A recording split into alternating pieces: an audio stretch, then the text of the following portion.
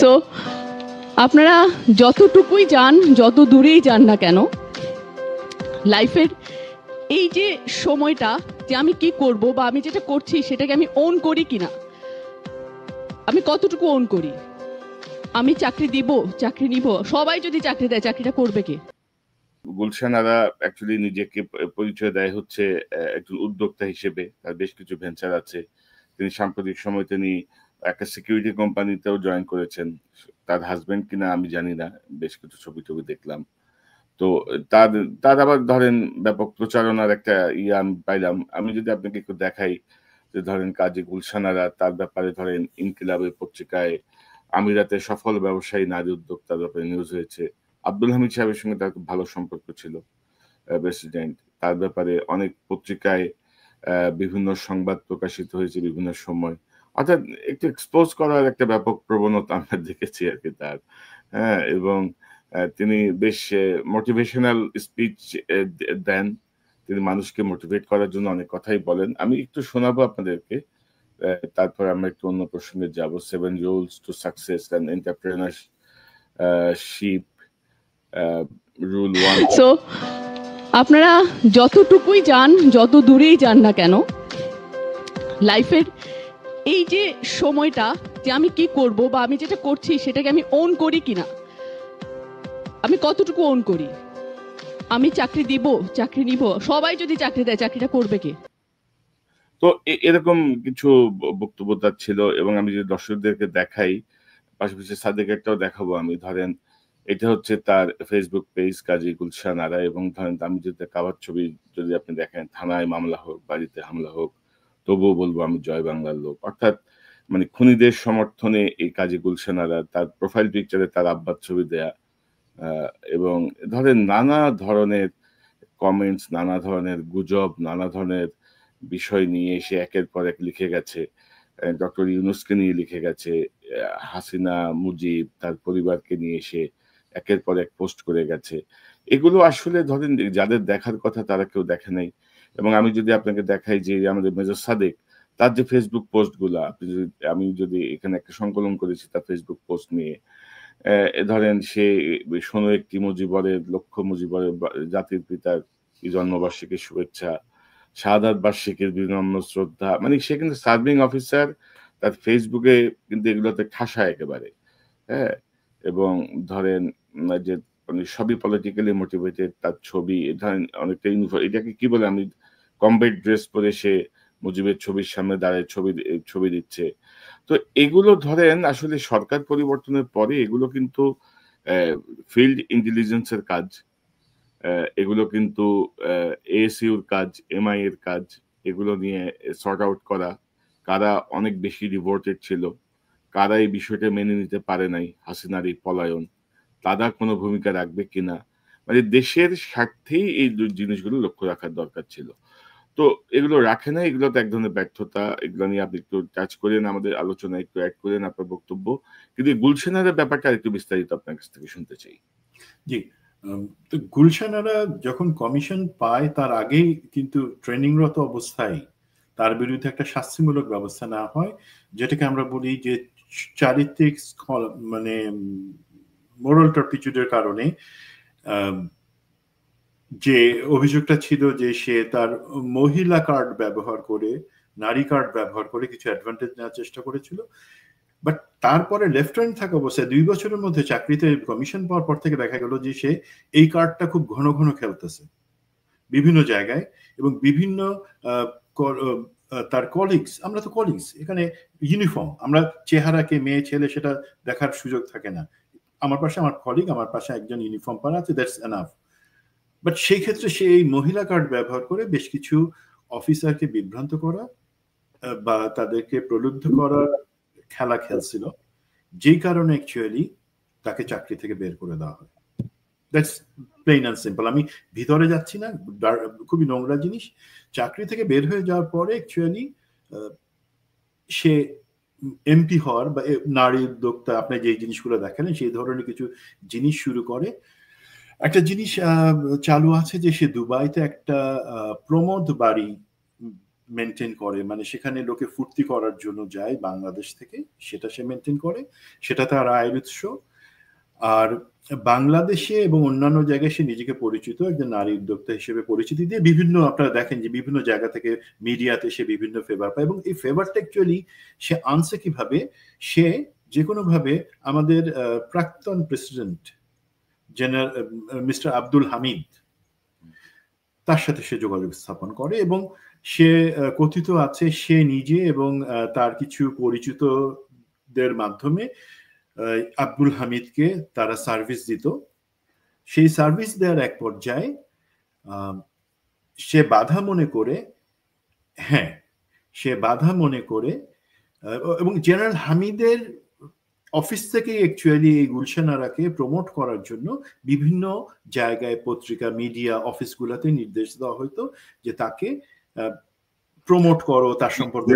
General Hamid না, মানে president হামিদের, সরি প্রেসিডেন্ট হামিদ, প্রাক্তন প্রেসিডেন্ট হামিদের অফিস থেকে এই জিনিসগুলো করা হতো, এবং সে এই ফেভারগুলো নেয়ার ক্ষেত্রে অত্যন্ত দক্ষ ছিল, কিভাবে সেই জিনিসটা বের করতে হবে। এবং আপনারা দেখবেন যে তার ছবিগুলাতে, যে কোনো ছবি একটি গ্যাদারিং এ আশপাশে পুরুষরা তার পাশে ফ্লক করে আছে, বা রানী মৌমাছি তার পাশে সৈনিক মৌমাছি ঘুরঘুর করতেছে, এই ধরনের একটা তারা, এবং সে জানতো যে সে এই কাজটা করতে পারে ভালো, সেটাই সে কাজে লাগাইতো।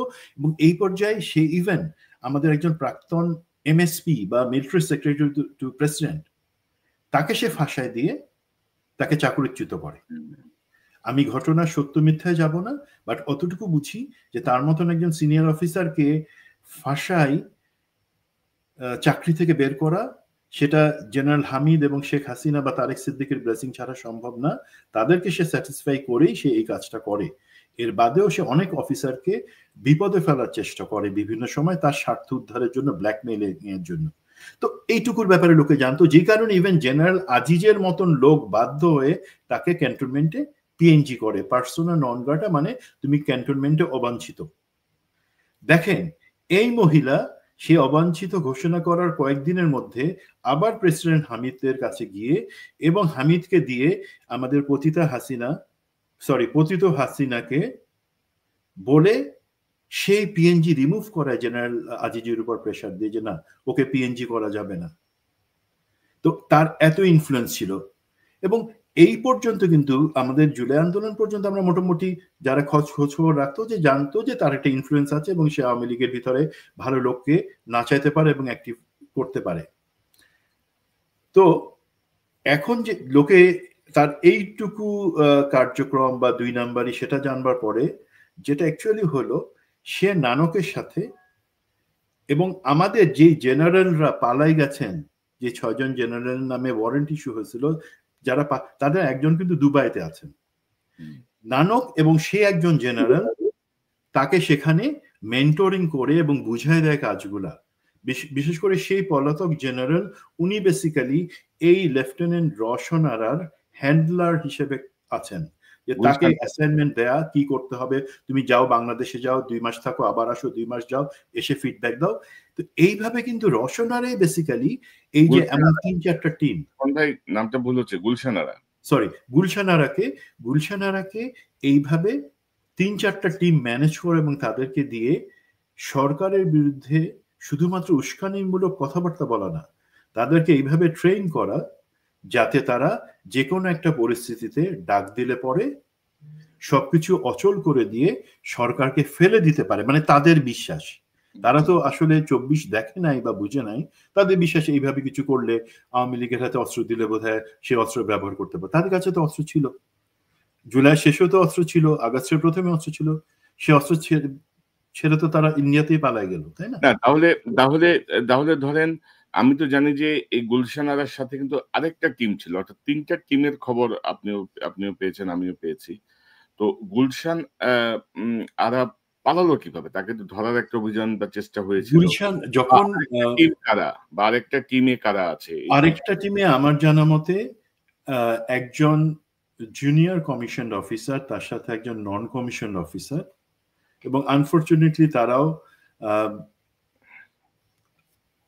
সার্ভিং তারা ছিলেন, যেটা আমি যতটুকু খবর পাইছি। এবং এই যখন বেসিক্যালি সাদেককে ধরবার আগে তো অ্যাকচুয়ালি আরো কিছু লোককে যখন ধরা হয় তাদের কাছে এই পরিকল্পনার কথা, এই ধরনের কার্যক্রমের কথা যখন জানা যায়, সবাই মেজর সাদেক যেহেতু একজন সার্ভিং অফিসার, তার ব্যাপারে ফোকাস দিয়ে সেনাবাহিনীর সাথে কোঅর্ডিনেশন করে তাকে কিভাবে ধরা হবে সেটা প্ল্যান করে।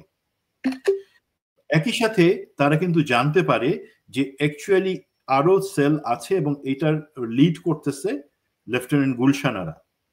বাট তারা যে ভুলটা করে, আমি বলবো যে আমাদের গোয়েন্দারা, এখানে সেনা এবং পুলিশ গোয়েন্দা সবাই অ্যাকচুয়ালি অ্যাক্টিভলি কাজ করছে ধরবার জন্য, বাট কেন ফেল করছে সেটা একটা বড় কোশ্চেন থাকে। বিকজ গুলশানারের যে অফিস কালশিতে ছিল, সরি মিরপুর 11 নম্বরে, নাম হচ্ছে কালশি কুঞ্জ, সম্ভবত আপনার কাছে ছবি থাকতে পারে কালশি কুঞ্জের একটা ছবি।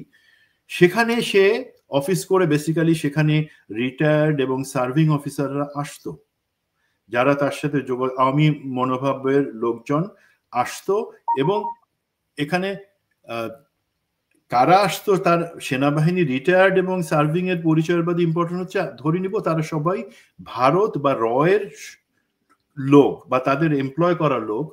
তারা সেখানে আসতো এবং সে অফিসে সাদেককে ধরার সাথে সাথেই তারা রেইড দেয়। বাট হ্যাঁ, এইখানে এই যে কালশি কুঞ্জ, সেখানে তারা রেইড দেয়, বাট সেখানে পায় না কাউকে। এবং আর একটা গ্রুপ যারা কাজ করতেছিল ব্রাহ্মণবাড়িয়াতে, তাদেরকেও পায় না। তারা সম্ভবত আখড়া সীমান্ত দিয়ে ওই পাশে চলে গেছে দেশ পার হয়ে।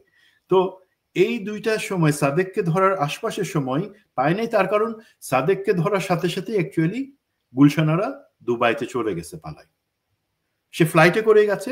বাট যখন এইটা যত তাড়াতাড়ি এই জিনিসটা হওয়ার কথা ছিল, অথবা যতটা ইনফরমেশন সিক্রেসি মেনটেন করে তাদেরকে ধরবার দরকার ছিল, সেই জায়গায় আইদার তথ্য ফাঁস হয়ে গেছে, গুলশানারা সেটা জানতে পেরে সাথে সাথে চলে গেছে, অথবা সে ধারণা করতে পারছে যে সাদেক যেহেতু ধরা পড়ে গেছে, এখন তো জিনিসগুলো বের হয়ে আসবে, সুতরাং আমি আগেই পালায় যাই, যেহেতু কোনো না কোনো ভাবে ওকে জয়েন্ট ইন্টারোগেশন সেলে সে সব বলে দিবে।